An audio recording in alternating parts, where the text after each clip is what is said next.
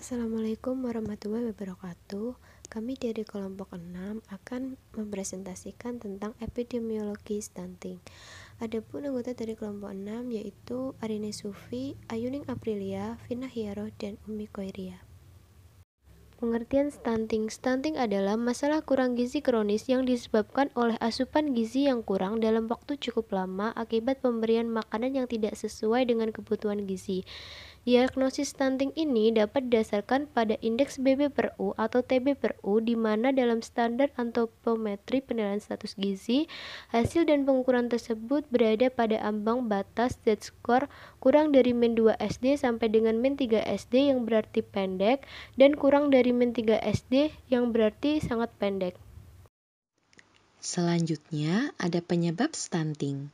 Menurut Allen dan Gillespie, anak-anak yang pertumbuhannya terhambat disebabkan karena asupan makanan yang kurang dan ada sakit infeksi yang berulang, dan meningkatnya kebutuhan metabolik serta mengurangi nafsu makan, sehingga anak mengalami gizi kurang dan pertumbuhannya terhambat. Sedangkan menurut Suci Ningsih, ada beberapa faktor yang menyebabkan stunting. Di antaranya, yang pertama, ada faktor biologis. Faktor biologis meliputi ras atau suku, jenis kelamin, status gizi, dan kerentanan terhadap penyakit. Yang kedua, faktor lingkungan fisik. Faktor lingkungan fisik meliputi keadaan geografis, sanitasi, keadaan rumah, dan radiasi. Dan yang ketiga, ada faktor keluarga. Faktor keluarga meliputi pendapatan keluarga, pendidikan ibu, pola pengasuhan, dan adat istiadat, norma, atau hal-hal yang tabu. Penyebab stunting. Terdapat dua faktor, yakni faktor secara langsung dan tidak langsung. Faktor secara langsung yakni dipengaruhi oleh asupan gizi balita. Asupan gizi balita yang adekuat sangat diperlukan untuk pertumbuhan dan perkembangan tubuh.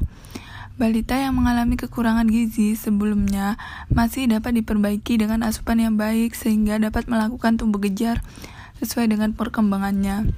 Yang kedua yakni penyakit infeksi, merupakan salah satu faktor penyebab stunting secara langsung. Kaitannya antara penyakit infeksi dengan pemenuhan asupan gizi tidak dapat dipisahkan.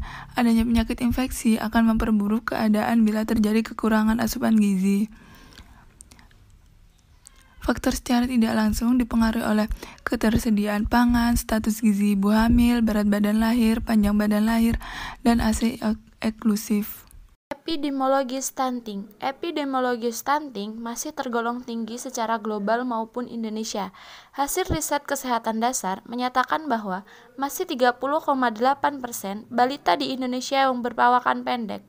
Meskipun angka lebih rendah dibanding tahun-tahun sebelumnya, jumlah ini masih sangat besar dan masih merupakan masalah kesehatan masyarakat.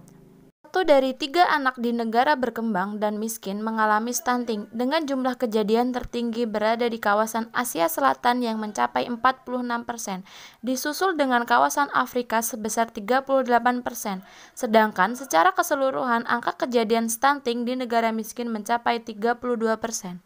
Pencegahan stunting di masyarakat dapat dilakukan dengan cara mempersiapkan pernikahan yang baik, pendidikan gizi, suplementasi ibu hamil, suplementasi ibu menyusui, suplementasi mikronutrien untuk balita, dan mendorong peningkatan aktivitas anak di luar ruangan.